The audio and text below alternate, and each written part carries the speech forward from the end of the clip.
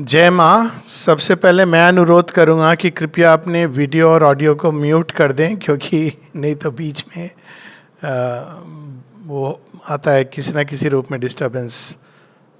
तो वीडियो और ऑडियो को सभी से अनुरोध है कि म्यूट कर लें। पिछली बार हम लोगों ने हम लोग वॉल्यूम 9 पढ़े 1957 के, जहाँ माने श्री अरविंद के कुछ थॉट्स और एफोरिज्म पे कमेंट्री दी है। पिछली बार हम लोगों ने एक शब्द पढ़ा था, डिलाइट। और यहाँ पर हम देखते हैं कि श्री अरविंद की जो मूल धारणा है इस सृष्टि के विषय में, ये धारणा ये हमारा मानसिक शब्द है, बल्कि सच तो ये है कि उनका जो अनुभव है, और यही अनुभव वैदिक काल के ऋषियों का भी है, उपनिषद में भी यही बताया गया है। लेकिन इसको हम लोगों ने खो दिया, क्योंकि कालांतर में ये निर्वाण और मोक्ष, ये संसार दुख से भरा हुआ है, ये सारी बातें बहुत प्रचलित हो गई, अभी भी प्रचलित हैं, और इस कारण साधना का पूरा जो रूप है वो बिगड़ गया। किंतु यदि हम श्री अरविंद, श्री कृष्ण को पढ़ें और फिर श्री अरविंद को भी पढ़ें, तो मूल स्वरूप इस सृष्टि का प्रारंभ, सृष्टि की उत्पत्ति में क्या गया है, तो वहाँ पर ये आता है कि आनंद, सृष्टि आनंद से प्रारंभ हुई है। और इसमें बहुत सारी कहानियाँ हैं, ऋग्वेद में भी है, मैं उसमें नहीं जा रहा हूँ। किंतु इससे दो बातें स्पष्ट होती हैं, क्योंकि सृष्टि के मूल में आनंद है, इसलिए सृष्टि का जो कल्मिनेशन है, यदि हम इसको कल्मिनेशन एक शब्द कहें, ये हम कह सकते हैं कि काल की गति में जो कल्मिनेशन है, तो वो आनंद होगा। और अगर हम ध्यान से देखें तो थोड़ा सा सतह से पीछे हट करके, तो हम देखें कि सृष्टि के अंदर जो चीज़ इसको आगे ले जा रही है, वो वास्तव में आनंद ही किसी न किसी रूप में ले जा रहा है। कितना भी व्यक्ति दुखी हो, व्यथित हो, अगर उससे कहा जाए कि ऐसा करो, हमारी यमराज भैया के साथ साठ-गांठ है, पत्र आपके लिए विशेष अनुग्रह करके जल्दी बुलवा लेते हैं, तो मना करेंगे। कोई ना कोई चीज़ें जो हमको पकड़े रहती है, या तो हम पीछे की तरफ जो अच्छा समय था उसको देखते हैं, या आने वाले अच्छे समय को देखते हैं, या इस समय जो हमारा अच्छा समय चल रहा है जिसके साथ कुछ बुरा भी जुड़ा होता है, लेकिन हम अच्छे को पकड़ करके चलते रहते हैं। लेकिन ये चीज़ स्पष्ट है कि आनंद, प्लेजर, पेन, जॉय नहीं है, ये हमको स्पष्ट होना चाहिए। लेकिन फिर भी वो जो छलक के जो थोड़ा सा मिलता है, वो भी मनुष्य को आगे की ओर बढ़ने के लिए उकसाता रहता है। तो ये मूल एक धारणा है श्री अरविंद की। और इससे दूसरी बात ये भी निकलती है कि यदि आनंद से सृष्टि उत्पन्न हुई है और आनंद की ही ओर जा रही है, तो मार्ग कैसा होना चाहिए? मार्ग भी आनंद में होना चाहिए। श्री कृष्ण इसको एक बड़े सुंदर भाव से कहते हैं कि ग्लैड, श्री अरविंद भी ये वर्ड यूज करते हैं, ग्लैड सरेंडर। आपसे कंपेल करके नहीं सरेंडर कराया जाता है। जैसे कई बार हम देखते हैं कि समाधि के पास जा कर के कुछ माएँ बच्चे को पकड़ के ज़बरदस्ती सिर रखवा रही हैं, या खाना खाओ चुपचाप डाइनिंग रूम का मिला हुआ। नहीं, ये एक जॉयस चीज़ है, ये भगवान की ओर मुड़ना जाना एक आनंद का विषय है। ये एक जैसे कि कठिन दिहाड़ी की मजदूरी नहीं है कि हम ओहो आज अब हमको मेडिटेशन करना पड़ेगा, ये करना पड़ेगा।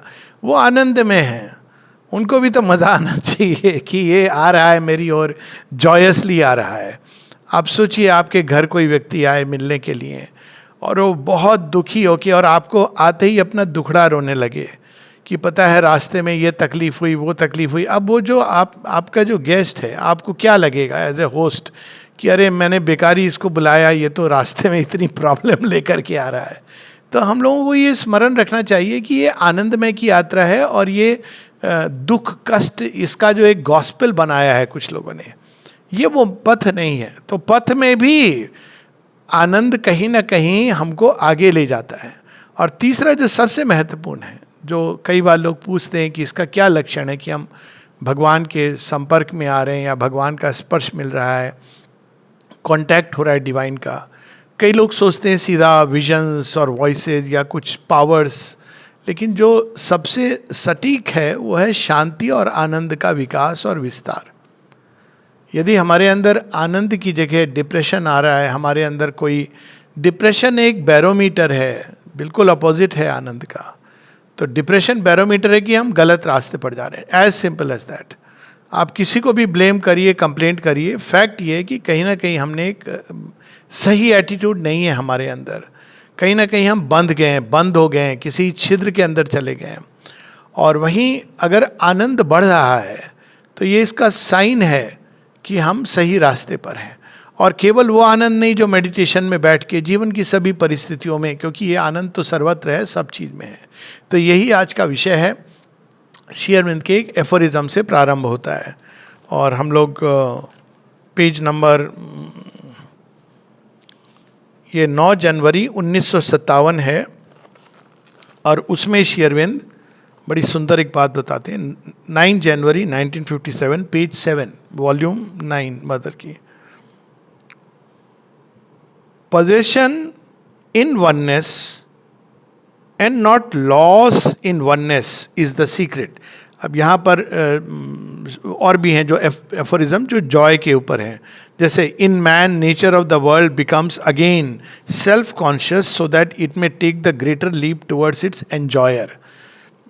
This is the enjoyer whom unknowingly it possesses। So वहाँ से आ रही है possession in oneness and not loss in oneness is the secret। God and man, world and beyond world become one when they know each other। Their division is the cause of ignorance as ignorance is the cause of suffering। तो भगवान में स्वयं को anal कर देना, समाप्त कर देना, ये लक्ष्य नहीं है। तो पहले तो ये अवस्था थी, फिर आवश्यकता क्या थी संसार की, एंजॉय करना। और इस वहीं से हम देखते हैं कि भक्ति शब्द जो है जो वहीं से आता है, भज भुंजती, सारे वो रूट वही है कि जो भगवान में या भगवान के नाम में जो आनंद लेता है वह भक्त है। भक्त वो नहीं कि जो ढिंडोरा पीट के नाच गान कर रहा है। और जो भगवान में आनंद लेता है भगवान भी उसमें आनंद लेते हैं। तो वो देखिए भक्ति का जो मूल है, the mutual Joy of God in man and man in God. तो यहाँ पर उसका भाव है। और इसके बारे में माता जी पहले बताती हैं कि इस सृष्टि के बारे में जो अन्य धारणाएं हैं, ये तो उपनिषद की धारणा है, श्री कृष्ण भी यही बताते हैं और श्री अरविंद इसकी पुष्टि करते हैं। लेकिन एक धारणा ये भी है कि इस संसार की शून्य से उत्पत्ति हुई है, जो बहुत ही विचित्र है। तो उसको कैसे एक्सप्लेन करते हैं, क्योंकि शून्य से कैसे कोई चीज़ उत्पन्न हो सकती है, why there would be something instead of nothing. तो कहा जाता है कि शून्य के अंदर एक ऊर्जा विद्यमान है, देयर इज एन एनर्जी। उस एनर्जी को नेचर कहा गया और वो एनर्जी घूमती घूमती घूमती घूमती धीरे धीरे अपने पैटर्न्स बनाती है और पैटर्न्स फॉर्म्स के रूप में प्रकट होते हैं। तो अगर ऐसा है तो फिर इस सृष्टि में कोई प्रयोजन नहीं है, पर्पस नहीं है, क्योंकि उसके ओरिजिन में कोई भी नहीं है, कुछ भी नहीं है, केवल एक नथिंगनेस है।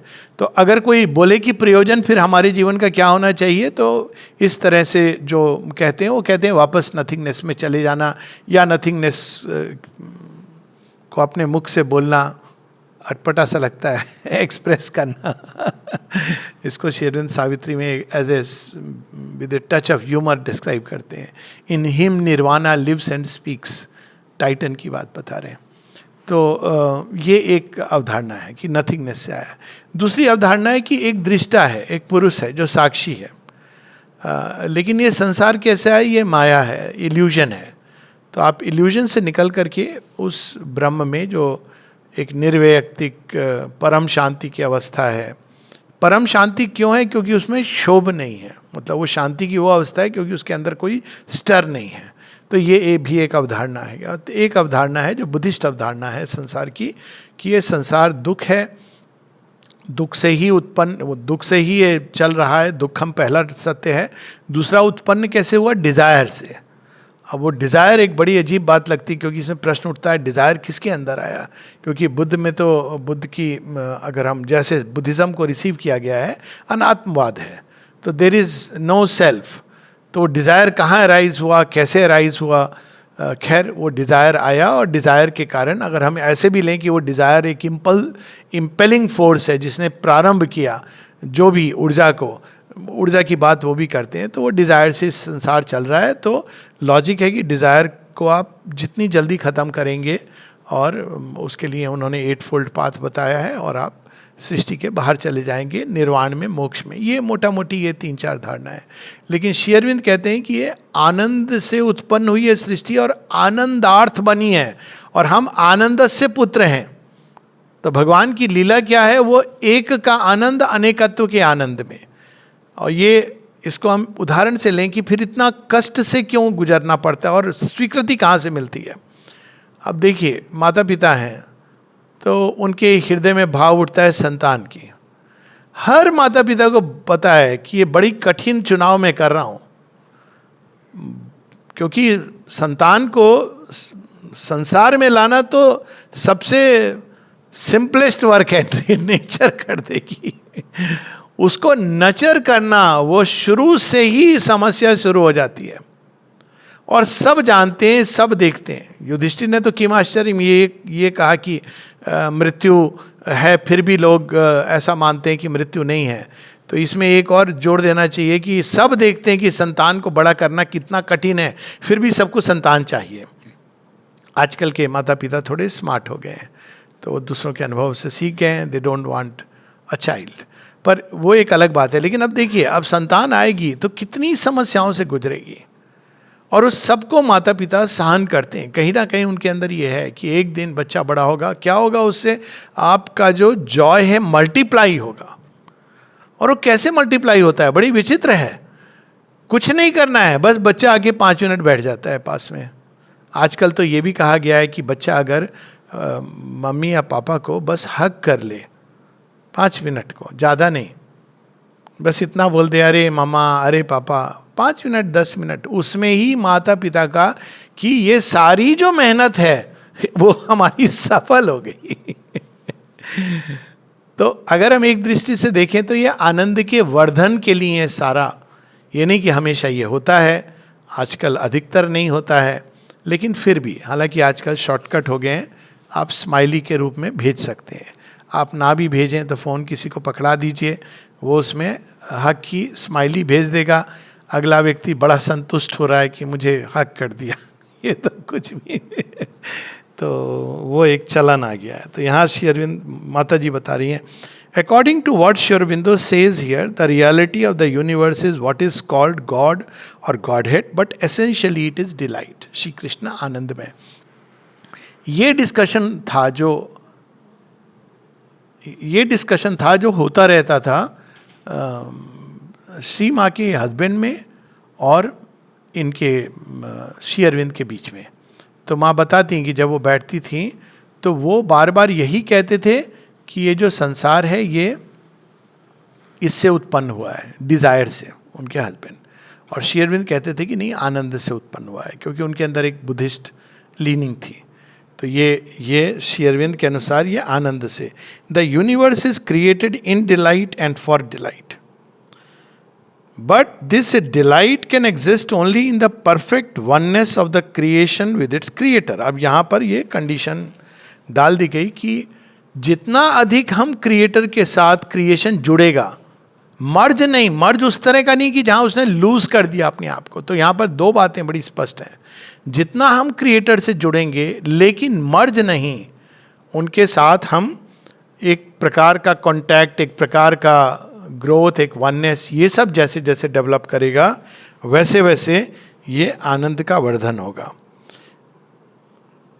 And Shri Aurobindo describes this oneness is the possessor, that is the creator, the possessor being possessed by his creation। अब इसको एक और हम लोग उदाहरण ले लें। इतने सारे काम लोग करते हैं, लेकिन कौन सा काम है जिसमें सबसे अधिक आनंद आता है? तो एक तो है जो काम आप दिल से करते हैं। दिल से आप कौन सा काम करते हैं, उसके अंदर क्या जुड़ जाता है?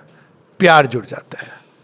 वहाँ पर आनंद अपने आप आ गया, क्योंकि जो आप काम हृदय से करते हैं उसके अंदर ऑटोमेटिकली प्रेम जुड़ गया। प्रेम ऑटोमेटिकली आपके अंदर आनंद लाएगा। एक तो ये है। दूसरा, अगर आप पूछें कि कौन से काम में आनंद आता है, तो जो आपको क्रिएटिव लगता है। इसलिए हम देखें कि कई लोग कोई भी काम शुरू करते हैं, कुछ समय के बाद उनको मैकेनिकल लगने लगता है। इवन आश्रम में भी ये चीज़, अनलेस आप अपने को ओरिएंट करके रखें करेक्टली, तो आप शुरू में बड़ा मज़ा आता है ना, अरे वाह, आप यूटेंसिल साफ कर रहे हैं, आपको बड़ा आनंद आ रहा है। आपके अंदर एक क्रिएटिव इम्पल्शन है। क्यों, क्या इम्पल्शन है कि अब हम ये काम जो कर रहे हैं माता जी के लिए कर रहे हैं। कुछ समय बाद वो मैकेनिकल हो जाता है। जैसी कोई चीज़ मैकेनिकल होती है तो वहाँ पे हम देखें कि जॉय की मात्रा कम हो जाती है, क्योंकि वो डिलाइट ये क्रिएशन का डिलाइट है। और एक दूसरा भी उदाहरण ले लें कि जो संसार की सृष्टि हुई, कोई व्यक्ति कोई पेंटिंग बनाता है, चित्र बनाता है, पोइट्री लिखता है, उसको संसार में प्रकट करता है। अब अगर उस कविता को पढ़ के किसी के हृदय में जॉय उत्पन्न होता है तो अब क्या हुआ, अब क्रिएटर और उसकी कृति दोनों मिलकर के एक अद्भुत जॉय क्रिएट करते हैं। मतलब एक अद्भुत जॉय, जो आनंद उनके अंदर छिपा हुआ था वो अब बाहर प्रकट होता है। और ये जीवन की हर चीज़ में आ सकता है। ये कोई एक पर्टिकुलर क्रिएटिविटी से जो हम समझते हैं कोई आवश्यक वो नहीं। कभी कभी आप देखिए कोई अनयूजुअल सा विचार आता है मन के अंदर और उसके साथ आती है आहा फीलिंग। बड़ा कॉमन प्लेस चीज़ हो सकती है, लेकिन उस आहा फीलिंग के साथ आपके हृदय में अचानक कोई जॉय। तो ये जो आनंद है यही सृष्टि के मूल में छिपा हुआ है। ये श्री अरविंद यहाँ पर बता रहे हैं, माता जी हमें बता रही हैं। तो दुख क्यों होता है? And it is because of division, because the possessor no longer possesses and because the possessed no longer possesses the possessor. Division is created and the essential delight is changed into ignorance. तो यहाँ दुख क्यों है? दुख इसलिए है क्योंकि अब सेपरेशन हो गया। अब ये भी हम जीवन में देखते हैं कि जो चीज़ सबसे प्रिय है, अब पहले क्या फिजिकली अगर सेपरेशन हो गया तो आपको दुख होगा। तो अब दो प्रकार की प्रतिक्रियाएं लोग करते हैं। एक होता है कि वो सेपरेशन, फिजिकल सेपरेशन को अल्टीमेट मान करके दुखी होते हैं, लेकिन दूसरा है जहाँ वो इवॉल्व करते हैं और देखते हैं कि सीक्रेट वननेस एक अंदर में है जिसमें वो पजेस करते हैं। माता जी इसके बारे में एक प्रार्थना में लिखती हैं कि जिनको हम छोड़ के जा रहे हैं उनके दुख से मुझे भी दुख हुआ, किंतु फिर इस दुख को एक खड़ग के रूप में, तलवार के रूप में इस्तेमाल करके अपनी ही गहराई में अंदर प्रवेश करके उस एकत्व में प्रवेश करना चाहिए जहाँ पर वो चीज़ कभी अलग हो ही नहीं सकती है। तो सृष्टि में दुख का मूल कारण, अब बुद्ध जी ने तो कहा कि सृष्टि में दुख है, ये तो जानते हैं हम सब, लेकिन दुख का कारण है सेपरेशन। और इसीलिए जितना अधिक हम डिप्रेस्ड हैं उतना अधिक हम भगवान से दूर हैं, सिंपल। और माता जी इसीलिए बताती हैं कि depression is a state of acute egoism, क्योंकि जो अहम भाव है, केवल मैं, मेरे बारे में सोचना, ये व्यक्ति को बहुत संकुचित कर देता है। तो ignorance, not in the sense in which it is usually understood, for that is what Sri Aurobindo calls nescience, that ignorance is a consequence of the other. अब बताती हैं कि all those who have had the inner experience have had this experience that the moment one re-establishes the union with the divine source, all suffering disappears. ये एकदम अकाट्य अनुभव है किसी का भी। इस एक चीज के लिए लोग आते हैं आश्रम। कई बार ऐसे लोगों को मैं जानता हूँ अचानक आ जाएंगे या दूर से क्यों आते हैं, कोई उनसे पूछे लॉजिक क्या है। अगर आप उनको बोलो आप अंदर हैं भगवान, हाँ वो मालूम है, सबको मालूम है लॉजिक क्या है। वो जैसे ही आते हैं और समाधि के ऊपर स्पर्श या केवल प्रवेश करते हैं, वो एक कांटेक्ट एस्टेब्लिश होता है। और वो कांटेक्ट ही है जो हृदय के अंदर एक आनंद को की स्फूंदा दे देता है। ओरिजिनल आनंद भी नहीं, एक टच, और वो टच ही इतना सशक्त होता है। इसीलिए लोग कहते हैं कभी डिप्रेशन हो तो आप सावित्री पढ़ो। क्यों? सावित्री के अंदर वही आनंद सर्वत्र है। तो उसके माध्यम से, शब्दों के माध्यम से भी हम लोग कहते हैं ना, श्री अरविंद की वाणी को पढ़ते हुए उफ आनंद आ गया। अब आनंद क्यों आया? उसमें ऐसा क्या है जो हम लोगों को लगता है कोई चीज़ हमें प्राप्त होनी चाहिए, लेकिन वो आनंद शब्दों के माध्यम से प्रकट हुआ। वही आनंद आश्रम के पूरे वातावरण में डोलता विचरता रहता है।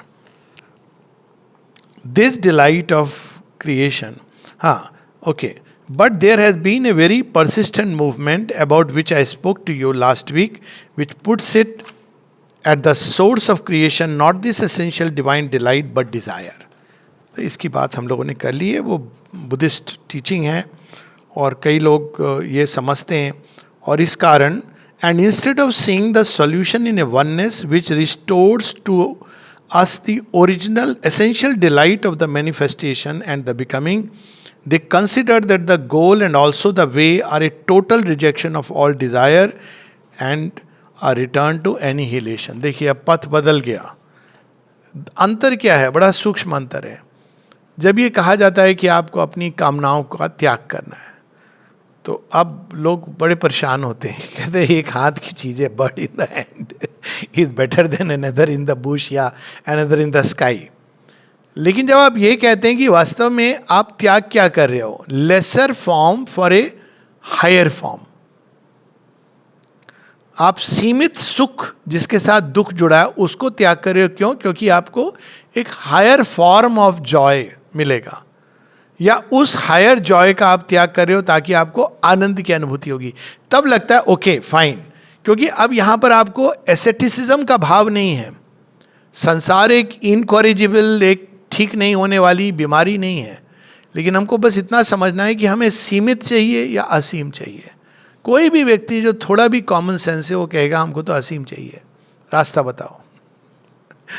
तो यही कई बार लोग कहते हैं ना, भाई अभी तो यहाँ पर हमको तो जॉय मिल रहा है, कौन जाने क्या होगा, शून्य में कौन जाना चाहेगा. सच बात ये है. लेकिन जब ये है कि आप शून्य में नहीं जा रहे हैं, आप ये जो डिजायर को इसका त्याग नहीं कर रहे हो, उसको आप रिफाइन करते चले जा रहे हो. जब तक वो एक संसार से जुड़े हो, संसार की चीज़ें आपके पास हैं, आप चीज़ों को नहीं छोड़ रहे हो, आप अपने अंदर में अपने जो लोअर नेचर से ईगो के माध्यम से उनको पकड़े थे, जिसके कारण दुख हो रहा था, आप धीरे धीरे उनको एक ग्रेटर जॉय से पकड़ते हैं. और इसका एक सिंपल उदाहरण है, कई लोगों के पास शायद होगी, माता जी का कोई वस्त्र खंड या माता जी का कोई कलम छुआ हुआ या कुछ, है ना. क्या होता है उसको मिल करके, क्या जॉय आता है. और फिर आप कभी भी उसको निकाल के, लोग भूल जाते हैं, रख देते हैं, लेकिन जब उसको बाहर निकालते हैं, उनको उनके लिए वो सबसे प्रेशियस चीज़ है. कहते नहीं है, लेकिन ये है सबसे प्रेशियस. तो वो क्यों है? क्योंकि उसके अंदर, आपके अंदर ये पोजीशन का भाव नहीं है, आपके अंदर ये भगवान का है, ये माता जी का, ये मेरा है, मैं रखूँगा, ये भाव नहीं है. ये माता जी का है. और वो जैसी माता जी कौन है? भगवान. हमारे लिए भगवान का प्रतिनिधित्व करती हैं. और जैसे ही हम भगवान की कोई चीज़, अब यही चीज़ को अगर हम जीवन में अप्लाई करें तो जीवन बदल जाएगा. आप किसी चीज़ को छोड़ नहीं रहे हैं, उसके साथ जो डीलिंग है वो चेंज कर रहे हैं. तो यहाँ उसी की बात माता जी कर रही हैं. और फिर वो बताती हैं कि यही एक न्यू ओरिएंटेशन, ये नेक्स्ट टू नेक्स्ट पैराग्राफ में है. कहती हैं कि ये इस प्रकार का डिज़ायर को बिल्कुल कॉन्कर करना बुद्ध देव के समय में ये आवश्यक रहा होगा उस समय. क्योंकि अगर हम जाएं उस समय की मानसिकता में, या तो सब कर्म कांड में उलझे हुए थे, तो बुद्ध ने, कई लोगों ने उनको अवैदिक कहा, क्योंकि वो कर्म कांड, ये पूजा करो, ये रिचुअल करो, ऐसे करो, वैसे करो, ये ब्राह्मण है, ये क्षत्रिय है. तो बुद्ध ने ये सब कहा, मूल चीज़ को पकड़ो. मूल चीज़ है परमानेंट रादर देन टेम्पररी. बड़ी सुंदर बात है. लेकिन उस समय के लिए ये भी कि भाई कामनाओं में रत है मनुष्य. आखिर वो पूजा भी किस लिए कर रहे थे? आप देखें बहुत सारे रिचुअल्स अभी भी लोग, हमको ये मिल जाए, हमको वो मिल जाए, हमको बच्चा मिल जाए, हमको बच्चे की पढ़ाई मिल जाए. अंत में तो आप कामनाओं के लिए कर रहे हो ना पूजा. भगवान के पास जाके आप क्या कह रहे हो? अब देखिए, भगवान के पास कोई जाके ये कहे मुझे तुमसे ये चाहिए, वो चाहिए, ऐसा चाहिए, वैसा चाहिए, ठीक है, भगवान दे देंगे या ना दें, उनकी मर्जी है, मौज है. अब भगवान के पास आप जाके बोलोगे भगवान ये सब नहीं चाहिए, आप है ना, आप चाहिए, अब देखिए क्या होगा. भगवान कहें अब तो रुक जा, जाने दे सबको, सबको जाने दे, तो रुक जा. अब उसके बाद क्या आनंद की कोई सीमा रहेगी? जो भगवान का हो गया. यही अंतर है कि हम वस्तुओं के लिए, भगवान को भी. तो बुद्ध के समय में ये आवश्यक था कि भाई तुम परमानेंट को सीख करो. लेकिन अब क्या होना चाहिए? This new orientation, I mean new in its terrestrial realisation, must replace all the former spiritual orientation and open the way to the new realization, which will be a supramental realization. That is why I told you last week that only delight, the true divine delight, can bring about the victory. इसको भी हम एक छोटे से practical example समझ लें. कोई आपको बहुत परेशान कर रहा है, तो व्यक्ति को डिफीट करने का आप उसे लड़ नहीं सकते. तो सबसे सुंदर साधन क्या है? आप मुस्कुराओ. वो बहुत परेशान होगा, वो चाह रहा है कि आप दुखी हो, और आपको देखेगा दुखी नहीं कर पा रहा है. तो कुछ समय के बाद वो कहेगा इसे माथापच्ची करने का वेस्ट ऑफ एनर्जी है कि नहीं है? वो माँ कहती है एक जगह, laugh at the adversary. Adversary कौन है? जो हमको दुखी करना चाहता है. वो क्या कहता है? तुम बेकार हो, तुम यूजलेस हो, तुम अच्छे नहीं हो, तुम क्या भगवान की ओर जा रहे हो, मिसफिट हो, अनफिट हो, पाप से भरे हो. और आप उसकी बात मान लेंगे तो क्या होगा? दुख से भर जाएंगे. और अगर आप उसको बोले हाँ हाँ ठीक है भाई, तू अपनी देख, हम तो भगवान के पास जा रहे हैं, हमको इससे क्या मतलब, वो छुड़वा देंगे जो छुड़ाना है. आप देखिए वो बहुत परेशान होगा. तो यहीं पर माँ बताती हैं कि लाफ एट द एडवर्सरी. आगे स्पष्ट करती हैं, naturally there must be no confusion about what this delight is. And that is why from the beginning Sri Aurobindo puts us on our guard, telling us that it is only when one has passed beyond enjoyings that one can enter into bliss. ये भी interesting है, श्री अरविंद के aphorisms हैं. When you have passed beyond reasonings, then you have knowledge. When you have passed beyond desire, when you have passed beyond enjoying. See क्यों कह रहे हैं श्री अरविंद? आपको वो अवस्था से गुजरना है. तो दो प्रकार के लोग हैं. एक जो कहते हैं अच्छा डिजायर के ऊपर अब हम करेंगे ही नहीं, हम खाना नहीं खाएंगे, हम ये नहीं करेंगे, हम एक तरह का कपड़ा पहनेंगे. No, you have to pass beyond. तो जो एसेटिक होते हैं उनकी समस्या यही होती है कि वो bypass, is called spiritual bypass. और बाईपास का क्या होता है आपको मालूम है? आपको दवा तो वही खानी पड़ती है. आप बाईपास करके नहीं कह सकते अब मैं रन करूंगा, मैं दवाई नहीं लूँगा, डॉक्टर ने कह दिया मेरी नस वस, कुछ नहीं. सब करना है आपको, लाइफस्टाइल चेंज करना है, दवाई भी खानी है, रेगुलर चेकअप भी करना है. वो करना है आपको. तो वो पहले तो ये करते बाईपास करने की चेष्टा, फिर वो अपने को सब चीज़ से संकुचित करके, भय लगता है. मोनेस्ट्री में लोग रहते हैं, ऐसी जगहों पे. स्पेन में गया था, मोनेस्ट्री में मैं रुका हुआ था, तो अच्छे लोग थे, लेकिन वो दिख रहा था कि वो बड़े मतलब संसार से भयभीत होते थे, कि उनको एक बाहर निकलना ही प्रॉब्लम है. लेकिन ये जैसे आश्रम है, ये मोनेस्ट्री नहीं है, यहाँ सारा संसार है और आप बाहर भी जाते हो, कोई किसी के ऊपर कोई बाध्यता, कंपल्शन नहीं है. तो लेकिन क्यों? यहाँ पर माँ स्पष्ट रूप से, you have to pass beyond enjoyings. बड़ी सिग्निफिकेंट चीज़ है. आपको पता है कि भोजन में क्या स्वाद आता है. पहले मुझे कई बार लोग कहते थे अरे ठीक है, लोग भगवान भगवान की बात करते हैं, हमको तो भाई वाइन पी के ही आनंद आ जाता है. तो मेरा यही उत्तर होता था. मैंने कहा देखो, तुमने वाइन चखा है, डिवाइन नहीं चखा है. मैंने वाइन भी चखा है और डिवाइन भी चखा है. क्वालिफाइड मैं हूँ बताने के लिए कि दोनों में क्या अंतर है. That's called past beyond enjoyings. You know what it is and you know कि ये क्या डिग्रेडेड चीज है. आप उससे गुजर चुके हो. फिर एक समय के बाद आपको लगता है ये डिग्रेडेशन है, आपको कंट्रास्ट पता चलता है. तो past beyond enjoyings, not thrown away. तो ये न्यू ओरिएंटेशन है. और इसी में आप देखें, मनुष्य उस रास्ते पर चल चुका है. Young generation is going through these enjoyings and very soon they are getting even exhausted. कि नहीं ये नहीं, ये क्या, कितने हैं. उसमें से जो निकल के आते हैं, they are much much stronger than the ascetic, क्योंकि उनको पता है कि ये क्या है. तो ये पास्ट बियॉन्ड एंजॉइंग्स ये है कि आपको खुद को धोखा नहीं देना है कि यही डिलाइट है. ये डिलाइट नहीं है. आप अगर डिलाइट सीख कर रहे हो, या डिलाइट भी सीख क्या, भगवान को सीख कर रहे हो, तो ये चीज़ें आएंगी, आते आते सब छूट जाएंगी. क्यों? क्योंकि सुपर डिवाइन ड्रीम का चमत्कार तो अपने आप होगा. तो यहाँ पर माँ बताती बड़े सुंदर ढंग से ये सारा. और फिर कहते हैं लेकिन ये सृष्टि में ये पीड़ा कष्ट सब क्यों आया, बड़ा सुंदर एक कारण देती हैं। पहले तो वो कहती हैं एक प्रैक्टिकल जोकर ने आके ये ऐसा नहीं होना था, माँ एडमिट करती हैं। अब प्रैक्टिकल जोकर क्या होता है आप देखिए, जब जैसी डिलाइट निकला तो कई तरह की उसमें जितने अनंत की डिलाइट की संभावनाएं आ गई। अब आपने देखा है जब आप खेल खेलते थे, कैरम बोर्ड खेलते थे या कोई भी, अब कुछ बच्चे ऐसे होते थे जिनका काम यही होता था कि खेल को बिगाड़ो, और वो करके हंसते हुए चले जाते थे। आपको गुस्सा आ रहा है, अब उनका जॉय इसी में है कि चीजों को बिगाड़ो, दे टेक जॉय। अब ये भी अनंतता में इसकी भी संभावना है प्रैक्टिकल जोकर की। जोकर यही करता है ना, आप देखेंगे कोई मजाक करता है आपके ऊपर, नाउ सडनली हो, लेकिन आप अगर सीरियस हो गए तो बड़े परेशान होते हो। जैसे होली के दिन लोग रंग लगाते हैं, अगर आप सीरियस हो गए तो बहुत परेशान होते हो, और अगर आप इसको एज ए जोक लेते हो, ठीक है, तो आप परेशान नहीं होते हो। तो यहाँ पर माँ कहती है प्रैक्टिकल जोकर, लेकिन कहते हैं लेकिन एक फायदा हुआ।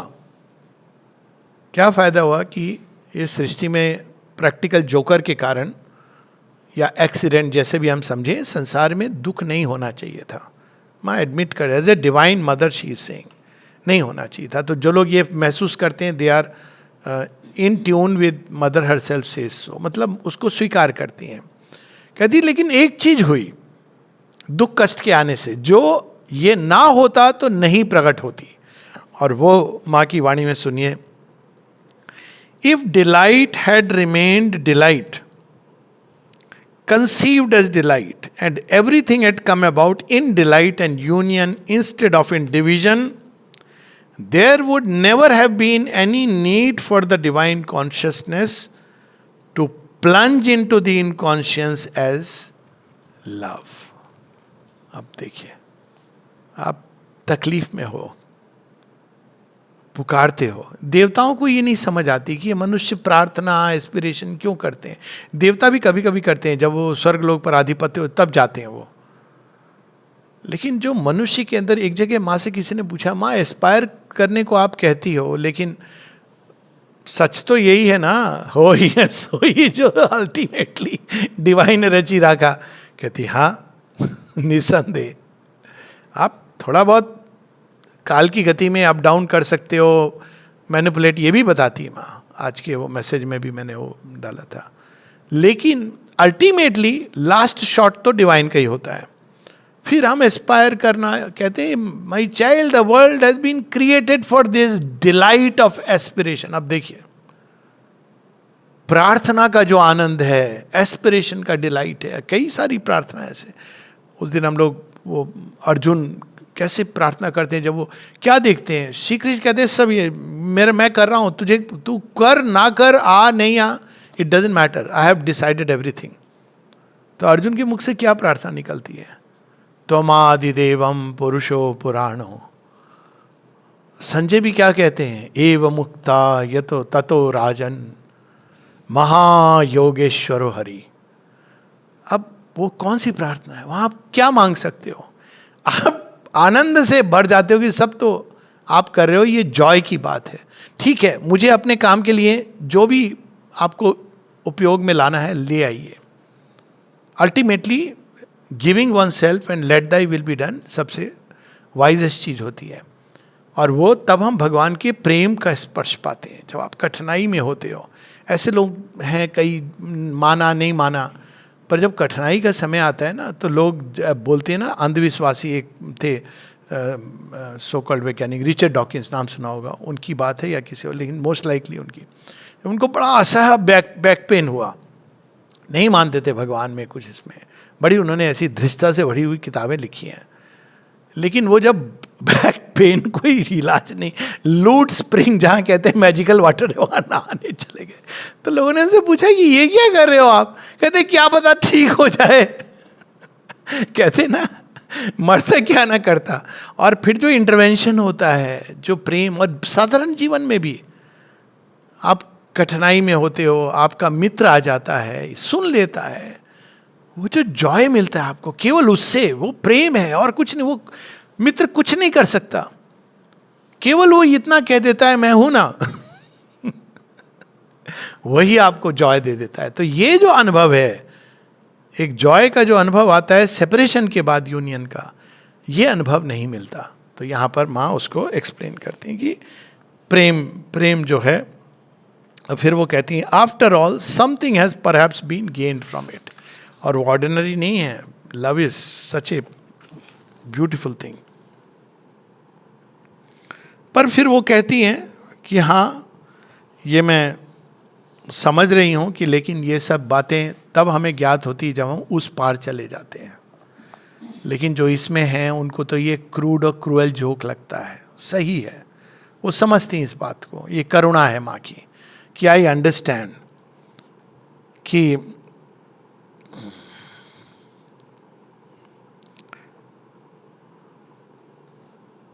Only the solution of changing this manifestation into a truly divine reality is a far superior solution. बाहर जाने के बजाय आनंद से भर करके ये जीवन जीना।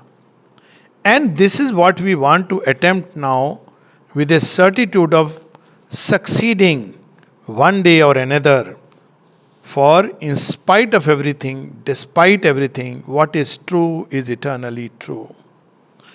तो यहाँ पर वो कहती हैं लेकिन मैं इस बात को समझ रही हूँ कि जो लोग इधर हैं उनको पीड़ा होती है, कष्ट होता है। वो आप खेल सकते हो, ये खेल है। उधर जाकर कभी कभी कोई व्यक्ति जो पहुँच गया है वो ऐसे बोले, एक्चुअली ये after all is a play, it can be very insensitive statement. क्योंकि जो इधर खड़ा है वो कहेगा तुम्हारे लिए प्ले होगा, तुम्हारे ऊपर वो मुसीबत नहीं पड़ी है जो मेरे ऊपर पड़ी है। आप कोई व्यक्ति जो ऑपरेशन के लिए जाने वाला है उसको बोलो ये इल्यूजन है, वो कहेगा अच्छा ठीक है आप चले जाओ मेरी जगह। तो हम लोगों को बहुत केयरफुल होना चाहिए कि ये अलग अलग स्टेजेस में ये अनुभव है। एक स्टेज पे ये अनुभव है, परंतु ये भी सच है कि जब हम उसके अंदर लेबर कर रहे हैं, स्ट्रगल कर रहे हैं, हमको करुणा हमेशा रहनी चाहिए। अब माँ बड़ी सुंदर बात बोलती है, in fact this would amount to saying that when one plays, one is much more divine than when one is serious. पहले माँ कहती हैं कि you should know the rules of the game. खेल रहे हो ना, पता होना चाहिए ये खेल है, प्ले है, लेकिन अगर आपको रूल नहीं पता है तो आप फुटबॉल की तरह किक होगे। फिर ये भी कहती हैं लेकिन रूल कौन बताए, तो उनको फिर भी करुणा है कि भाई रूल तो कोई रूल बुक बताता नहीं है। तो ये कहना तो बड़ा आसान है, you should know the rules of the game, पर आपको रूल सीखते सीखते, वो जो कहा है ना एक शायर ने कि उम्रे दराज मांग के लाए थे 4 दिन कुछ आरज़ू में कट गए कुछ इंतज़ार में। तो आपको रूल सीखते सीखते 60 बरस हो जाते हैं। जब रूल पता चलते हैं तो आप खेलने लायक नहीं रहते। तो ये भी माँ कहती कि आई अंडरस्टैंड। तो क्या कहती है, लेकिन क्या होना चाहिए, बहुत सीरियसली नहीं लेना। हम लोग जीवन को, अपने आप को, we take ourselves very seriously, we take life very seriously. यहाँ माँ ये बताती हैं कि there is it amount to saying that when one plays one is much more divine than when one is serious, but it's not always good to say this. Perhaps there is more divinity in the spontaneous play of children than in the erudition of the scholar or the asceticism of the saint. That's what I have always thought. Only it is divinity which is quite unconscious of itself. और आप देखेंगे भी कि जितने भी लोग एक realised state में जाते हैं, वो बच्चों के साथ उनको बड़ा जॉय मिलता है स्पॉन्टेनियसली। आप जितने भी आप बुद्ध की कहानियाँ सुनिए, कृष्णमूर्ति जी की, श्री अरविंद, माता जी, बच्चे के साथ, माँ तो बच्चों के साथ, मतलब वो तो यहाँ तक कि कोई मिनिस्टर वेट कर रहा है, शी इज़ नॉट इंटरेस्टेड, वो बच्चे के साथ 2.5 घंटे माँ बैठी हुई हैं। और किसी ने कहा माँ वो बड़ा इंपॉर्टेंट मिनिस्टर है, चला गया। माँ कहती जाने दो, इस बच्ची ने तो मुझे अपना सर्वस्व दिया हुआ है। बच्चों के साथ जो माँ ने तो उनके साथ वो रिंगा रिंगा रोजेस खेला हुआ है। तो इवन बड़ों के साथ मदर वुड प्ले। और कहती है उसमें, क्योंकि ये सीरियस, एक जगह तो माँ ये कहती हैं कि चूंकि ये संसार से आनंद से निकला है, वर्चुअस जो बहुत वर्चुअस होते हैं ना, हमेशा मैं एकदम करेक्ट करूँगा, उनसे थोड़ा दूर रहना चाहिए। माँ कहती है late us avoid those people, और कहती हैं कि जो वर्चुअस लोग हैं वो संसार में सब कुछ धीरे धीरे हटा देते हैं, क्योंकि अंत में वो कहते हैं जो मेरी वर्चू है वही वर्चू है, और वो संसार को बिल्कुल परफेक्ट करने के चक्कर में उसको डिन्यूट कर देते हैं। और that's why she say let us avoid people who are very serious. तो as for me I must confess to you that I feel much more essentially myself when I am joyful and when I play in my own way than when I am very grave and very serious, much more. अब लोग थे, अपनी सारी समस्याएं उनको, कोई थे जो खेलने के लिए आते थे। अमृता का हम जानते हैं कि कैसे अमृता माता जी टॉफ़ी फेंकती, बहुत सारे खेल खेलती थी, तो कभी कभी टॉफ़ी फेंकेंगी और लोग उसको कैच करने की, अमृता इतने क्लमजिली कैच करने की कोशिश की, टॉफ़ी हमेशा गिर जाती थी। लोगों ने कहा अमृति क्या है, एक तुमको टॉफ़ी भी पकड़नी नहीं आती है? तो अमृता कहते हैं हाँ टॉफ़ी तो पकड़नी आती है, माँ बहुत कुछ दे रही है उसके साथ, उसको मैं पकड़ने की चेष्टा कर रहा हूँ। टेनिस ग्राउंड में, टेनिस ग्राउंड का एटमॉस्फेयर महसूस किया होगा आप सब ने। टेनिस ग्राउंड में माँ टेनिस खेल के, और निरोधा को लगता था मुझे तो खेलने को नहीं मिल रहा है, मैं क्यों जाऊँ। माँ ने कहा मैं टेनिस की एक स्ट्रोक के साथ, क्योंकि वो तो प्रचंड ऊर्जा रिलीज कर रही ना सारे वातावरण में, मैं तुम्हारे कितने कर्मों को हटा रही हूँ, तुमने कभी सोचा है इसके बारे में? क्योंकि आपने देखा है खेल के मैदान में केवल जो खेल रहे हैं उनको जॉय नहीं मिलता है, जहाँ उपस्थित है उनको भी जॉय मिलता है। और जब स्वयं जगत जननी माँ खेल रही हैं तो आप सोचिए कि क्या आलम रहेगा। पर लोग थे जिनको लगता था कि नहीं मुझे खेलने को नहीं मिल रहा है, तो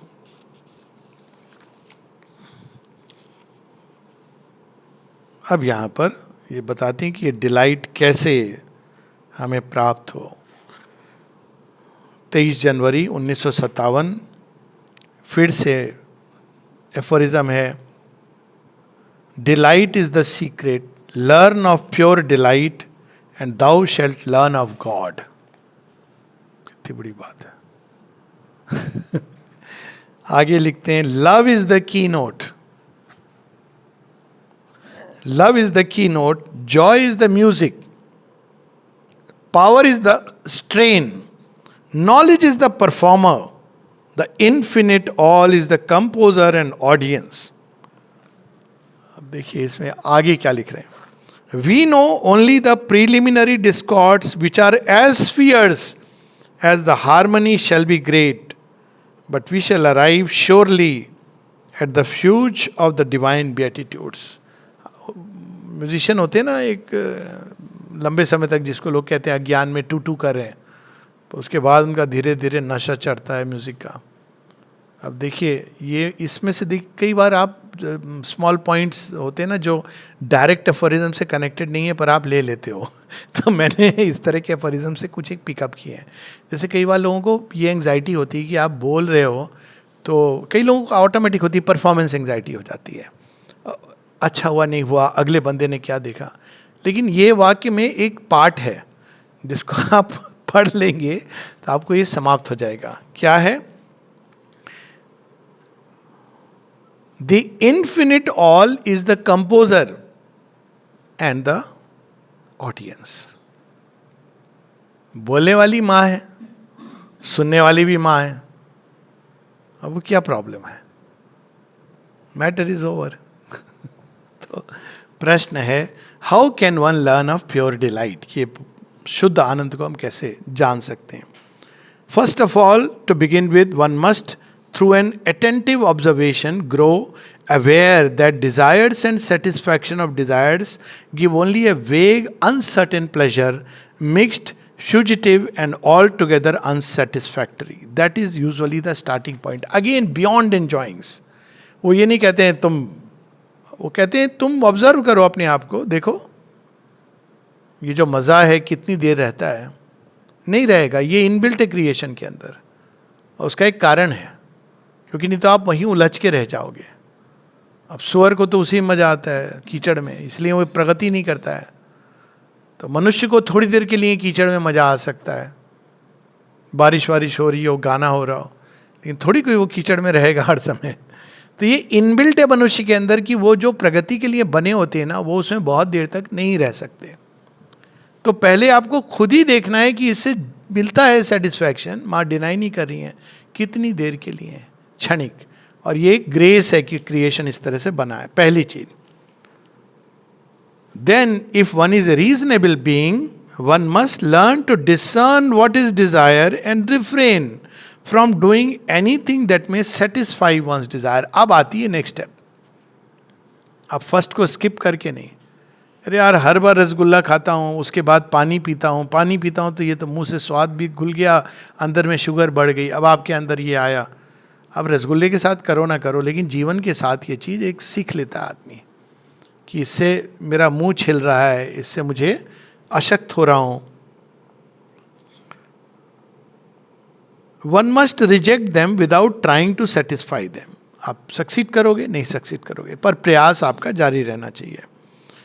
And so the first result is exactly one of the first observations stated by the Buddha in his teaching. There is an infinitely greater delight in conquering and eliminating a desire than in satisfying it. ये तो है, कितना भी कठिन हो, लेकिन उसके बाद जो एक जॉय की मात्रा आती है वो एक अलग आती है। Every sincere and steadfast seeker will realize after some time, sooner or later, at times very soon, that this is an absolute truth, and that the delight felt in overcoming a desire is incomparably higher than the small pleasure so fleeting and mixed which may be found in the satisfaction of his desires. That is the second step. माँ अपना एक example बताती हैं, जब वो एक concert में जाती हैं और या थिएटर था, परफॉर्मेंस हो रहा था, हालांकि वो कहती नहीं है कि मेरा उदाहरण है, वो कहती हैं दैट लेडी, ऐसे करके लिए उन्हीं का उदाहरण है। तो पीछे कोई जो बैठा था उसको परेशानी होने लगी, माँ मदर इज़ फेयरली टॉल, वो बैठी सामने तो उसका ब्लॉक हो गया व्यू, माँ को पता चल गया। तो माँ कहती हैं दैट लेडी स्लोली, धीरे धीरे उसने अपने आप को जैसे कि थोड़ा सिर नीचे करके, फिर वो कहती है वो लेडी को फिर वो नहीं देख पाई ठीक से, लेकिन उसको अंदर में जो आनंद अनुभव हुआ, ये आज के समय में ये चीज़ है जो लोग डिप्राइव्ड हैं। पाने का आनंद तो जान रहे हैं लोग, देने का आनंद भूल गए हैं। कुछ देने का जो जॉय होता है ना, आप किसी को प्रेम करते हैं या ऐसे भी। एक बहुत सुंदर एक फिल्म थी प्यासा, उसमें गुरुदत्त का एक सीन है। पिक्चर तो चलो एक जो भी कम्युनिस्ट आइडियोलॉजी उस समय जो चल रहा था, लेकिन वो सीन मुझे बहुत टचिंग लगा था कि वो जा रहा, अंत में उसको रिवार्ड मिलने वाला है, फिर वो अंत में कहता है वो गाना है, ये दुनिया अगर मिल भी जाए तो क्या है। वो देखता है कि ये चीज़ कितनी निस्सार है, ये चीज़ें, ये रिवार्ड किस बेसिस पर दिए जाते हैं, वो जान जाता है। ये सब लोग जानते हैं कि रिवार्ड किसको मिलते हैं, तो कहता है इस रिवार्ड के पीछे मैं जाऊँगा, नहीं जाता है वो। तो फिर वो अकेला जा रहा है एक ब्रिज के ऊपर, वहाँ he could have gone and proved, उसकी एक्स गर्लफ्रेंड है जो कहती थी कि नहीं तुम अच्छे आदमी हो लेकिन तुम कुछ कर नहीं रहे हो, तो उसको, लेकिन वो बहुत बड़ा फेमस वो बन जाता है। तो देखा जाए तो वो भी वहाँ पर है कि इम्प्रेस करने को, कि देखो मैं भी कुछ बन के आया हूँ तुम्हारे सामने, लेकिन वो देखता है कि what is the point of all this, वहाँ से चला जाता है।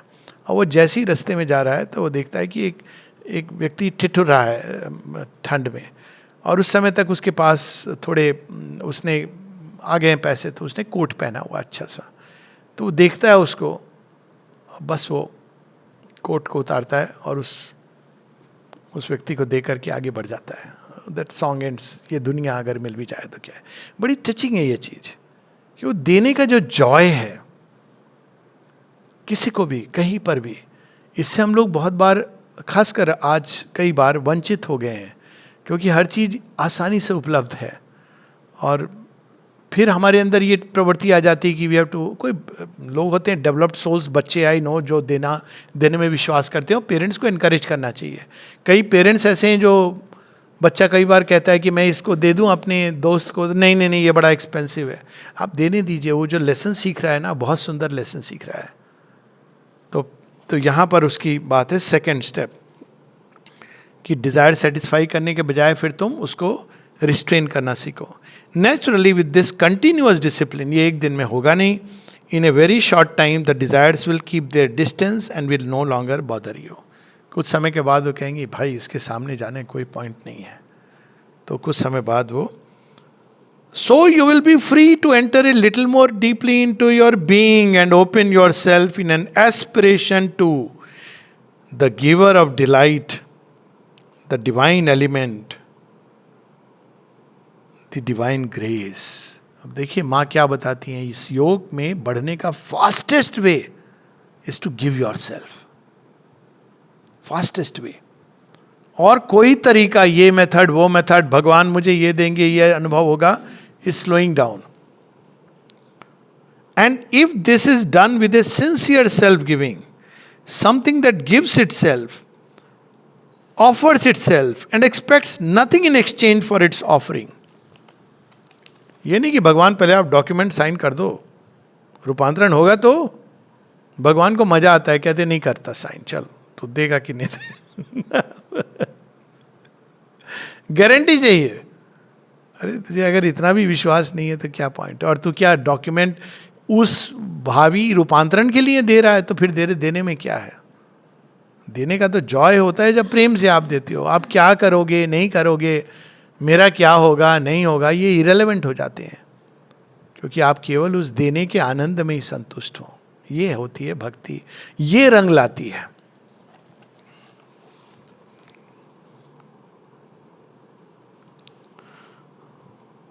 One will feel that kind of sweet warmth, comfortable, intimate, radiant, which fills the heart and is the herald of delight. एक अंदर एक फेलिसिटी, एक वार्मथ, एक स्वीटनेस, माधुरी, ये सब अपने आप अंदर में डेवलप होने लगता है. और ये हेराल्ड है. ये आ गया मतलब आनंद बस आने वाला है. और अंत में माँ कहती हैं, after this the path is easy.